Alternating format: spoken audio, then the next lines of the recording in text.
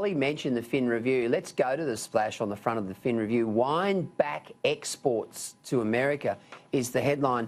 The Morrison government has warned aluminium producers, including Alcoa and Rio Tinto, to rein in surging exports to the United States to avoid President Donald Trump imposing trade restrictions on Australia. Now, I think it'd be a very brave president to impose trade restrictions on Australia, particularly in the interests of both countries right now.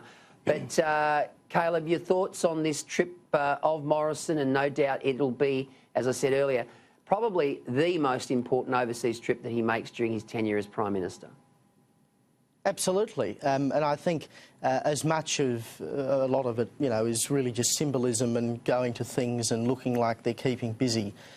It's a very important part of maintaining our alliance with the US because, I think probably at no period of time in recent history has it been more important for us to have a good alliance with the US because, of course, there's stuff going on with China, there's stuff going on in Iran and so on. So it's a crucial time to be in lockstep with the US and it is probably, as you say, the most important trip Scott Morrison will make. There are fewer more important people in the world than Donald Trump at this point in time. But going to this story from the AFR, I'd be very surprised if the US imposed sanctions upon Australia.